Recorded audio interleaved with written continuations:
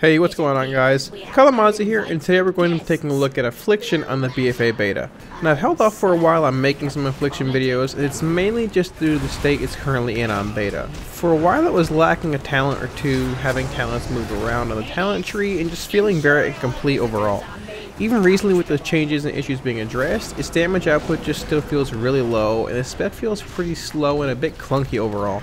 The loss of Wrath Consumption, Reap Souls, Compounding Horror, Death's Embrace, and especially Shadow Flame has really left me just wanting more out of the spec, and while some of the changes sort of compensate, you'll see here that the spec really does need some more attention and balancing as well. I was hoping for a tuning pass last week, or even this one, but there's still not been one as of yet. I did want to also mention that AoE visual effects are currently bugged on beta, and leave a permanent graphic effect on the ground instead of just for their duration, so that's what you're seeing with these large blue pools that are appearing throughout the dungeon. Here are the talents that I ran for this run. Drain Soul is going to be the go-to talent for dungeons and Mythic Plus, as it allows for shard sniping on trash before bosses. I wanted to try Absolute Corruption here, both for how it felt, and also see how its damage was when paired with Creeping Death in the last row. Vile Taint is a new ability in the level 60 row, and it comes with a slow attached to it, which is always nice. Shadow's Embrace was my choice in the level 90 row over Death Bolt, and I really wanted to see how Creeping Death was and how it felt overall in the level 100 row.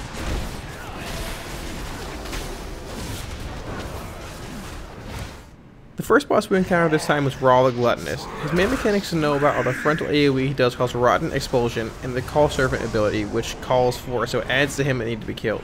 We were able to use Ring of Peace here to prevent them from reaching him mostly, but other groups might have to actually kill them.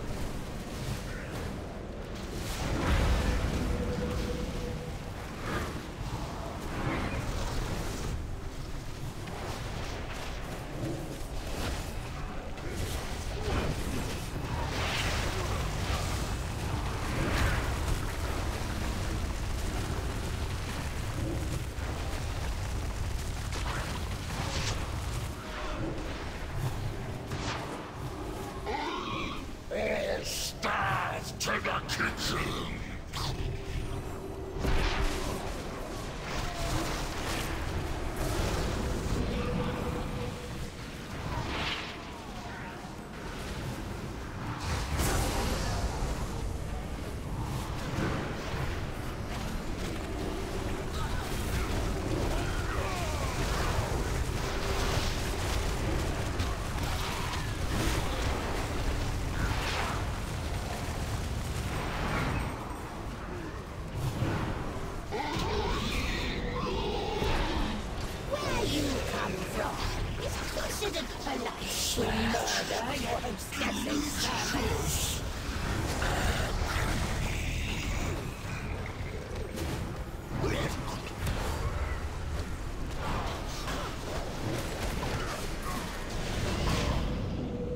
At the end of the fight, we were actually in 4th at about 6.3k DPS. I attribute a good bit of this to the other DPS in the group being able to pad a good bit more on the ads that were spawned by the boss, but also the trash pack that was pulled by one of the DPS midway through.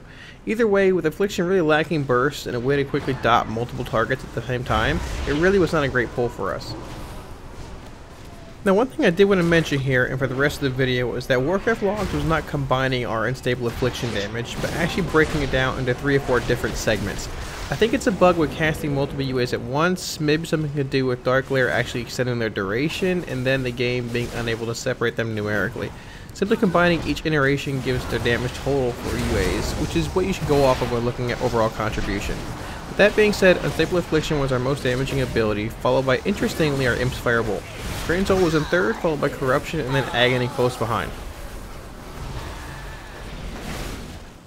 The Soulbound Goliath was the second boss we encountered. The main ability we need to watch out for here is DPS is the Thorns ability. Thorns will periodically spawn under a player and stun them. Simply killing the Thorns frees the player that was stunned. Beware the thorns!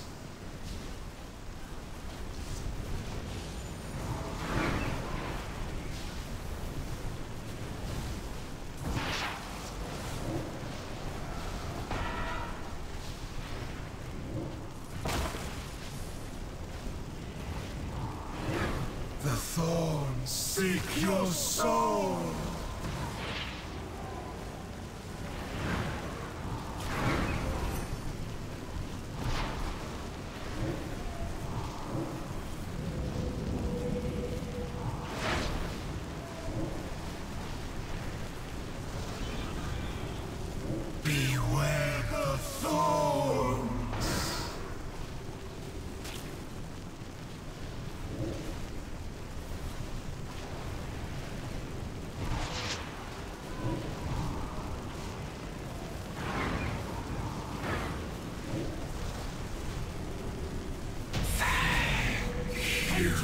to meddle in my affairs, and your deaths will be long and abhorrent. Damage meter has the warrior in first at 8.1k, followed by us at 6.2k, and then the monk sitting around 5.3. I do want to also make note that we had to swap players in and out of the run a few times due to DCs and such, so there might be a few different classes or two on the meters for certain bosses. The breakdown here shows that Unstable Affliction was our most damaging ability, followed by Drained Soul, and then our Imp's Fireball. Corruption beat out Agony by about 4%, and I-Beam is our Dark Layer's damage contribution, barring the dot duration increase, which cannot easily be measured. Another thing that I also wanted to address here, and that I'm sure people will probably be asking a few questions about as to why I'm using the Imp over the Fell Hunter. The answer to that is that pet damage has been normalized across both Affliction and Destruction in Battle for Azeroth. It allows us to have an interrupt via the Fell Hunter if we need, and if not, be able to use our Imp for the stamina bonus it brings via Blood Pact.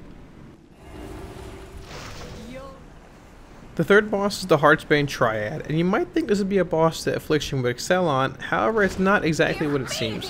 While having absolute corruption is nice, the only real sister that takes damage is the one holding the focusing iris at a certain time. While you can keep both corruption if it's permanent, and agony rolling on the other mobs, agony being for shard gen, it will do barely any damage until the mob becomes active. It requires a good bit of target swapping and dot management, which is always fun however.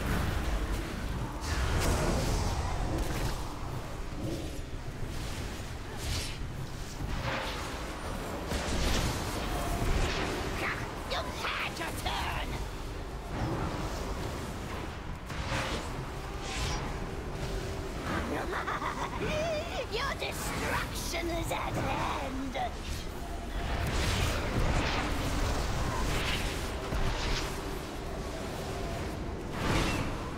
Release the iris to me, sister.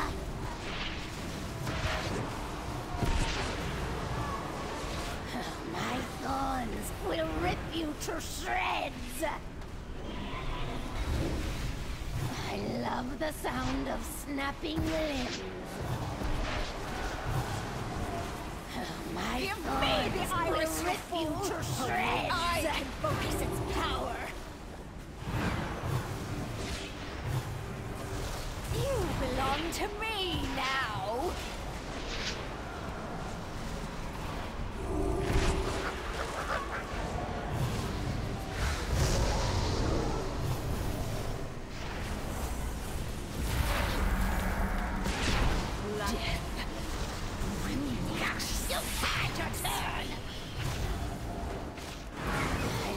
The sound of snapping limbs.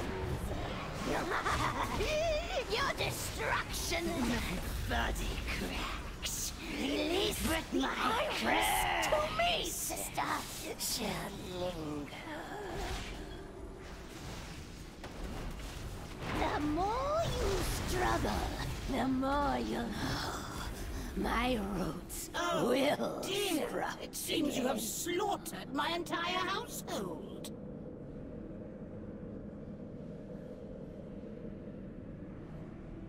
The carnage is dripping through the... Now I did die here towards the end due to both the heavy damage that was putting out and the healer being strained on GCDs due to the extra mobs that were being pulled. With that being said, I believe we would have finished second here if we had lived the entire time. The meter had us in third at the end at 3.2k, the Demon Hunter was in first at 3.8k, and the Warrior was in second at 3.7k. There was also a few extra mobs present during the fight, which also led to some padding for the two melee DPS, but I think we would have most likely finished around second either way. The breakdown here shows corruption as our main source of damage, and by a whole lot. Having 3 targets with permanent corruption on them really makes it hit like a truck. One thing to also mention here, however, is that if you look closely after the fight, the RP extended the duration of it a bit, and the dead mobs still have our absolute corruption rolling on them, with them also taking full damage. This is the main reason as to why it appears here with such disparity between everything else.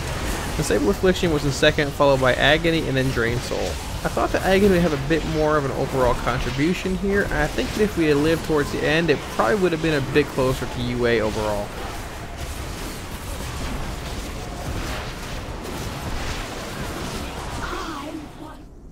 The fourth encounter is Lord and Lady Waycrest. This is an encounter that I really enjoyed as Affliction, both over Destruction and Demonology. You're able to keep both Corruption and Agony rolling on Lady Waycrest by getting close to the edge and redotting her over the course of the fight, which leads to more shard generation. This led to us being able to generate a good amount of shards for dumping right into Lord Waycrest as well.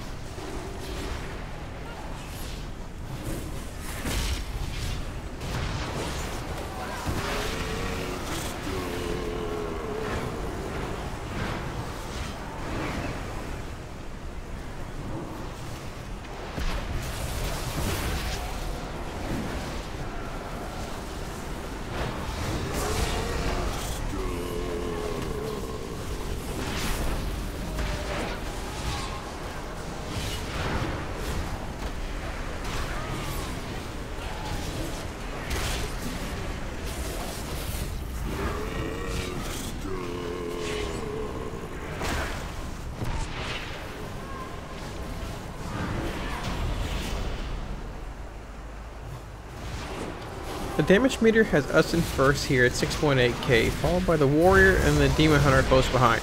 This was the first fight that I enjoyed in Waycrest Manor a good bit as Affliction. It felt like it really showcased what the spec is all about, and with 2 targets you're able to really get some good use out of Unstable Affliction with Agony rolling on 2 targets pretty much for the entire fight.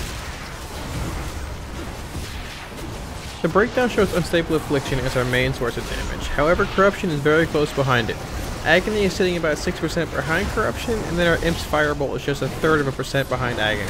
One thing that I thought was pretty interesting was Agony's overall damage. We've seen it across 2-target, multi-target fights, and it seems to be pretty low, or much lower than I thought it would actually be. I expected it to be a good bit higher on sustained 2-target encounters, but I suppose, as mentioned before, the spec still does need a good bit of tuning still.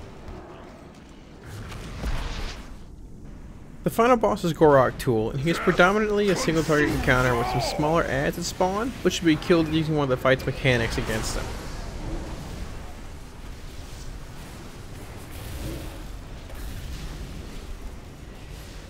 Hurry! Set them aflame before the Trust King resurrects them!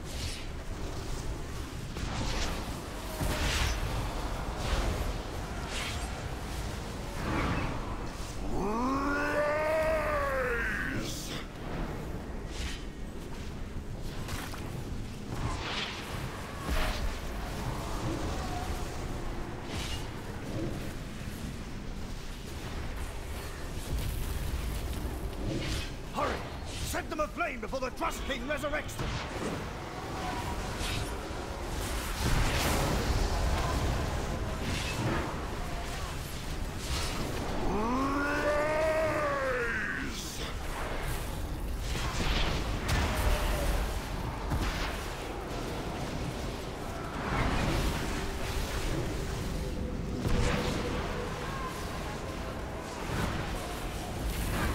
Quickly, burn it!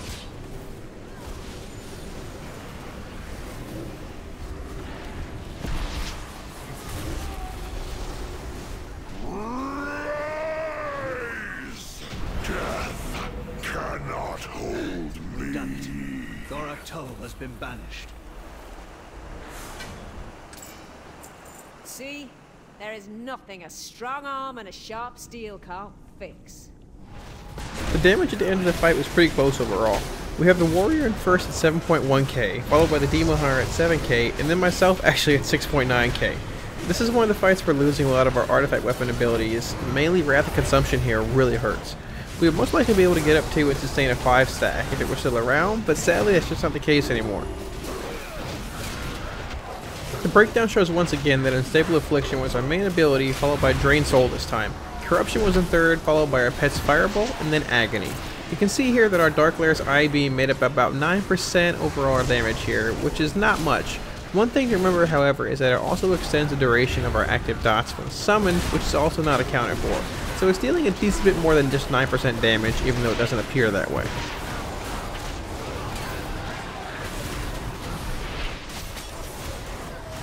One of the most interesting parts of every damage run through I do, to me at least, is the trash damage.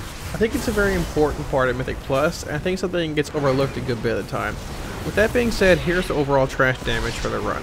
The Warrior was ahead about by 2k at 7.3k overall, followed by us at 5.3k.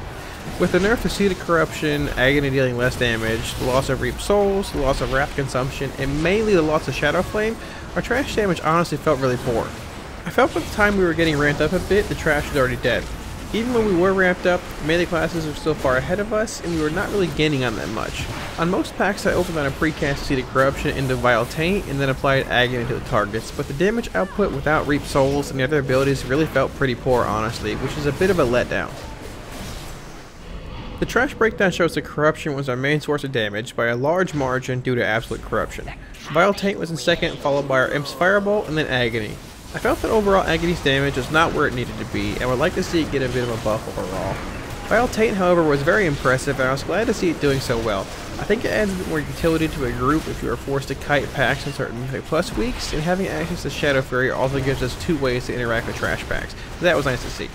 I did like how Absolute Corruption felt as well, but being in such low levels of haste, it really made it harder to dot and maintain dots on mobs than it is from live servers, so having that around was solid. I did feel that our shard generation was a bit too low even with Creeping Death with talent, so I would not mind seeing that addressed in some form as well as we get further into beta. With all that being said, that about wraps it up. I really hope you guys like taking a look at both Affliction as well as Waycrest Manor, which is my favorite dungeon in Battle for Azeroth. I'm really hoping that in this week's build there's a tuning pass which addresses Affliction's issues. With the loss of so many artifact-based abilities in Battle for Azeroth, the spec really does feel different, but not necessarily in a bad way. I think most of the issues can easily be addressed, and if they are, it will bring Affliction right in line with both Destruction and Demonology. If you guys want to see more WoW and BFA content, remember to smash those like, share, and subscribe buttons, as your support really helps on the road to 1,000 subscribers. Thanks so much guys, and I'll see y'all pretty soon in Battle for Azeroth. Peace.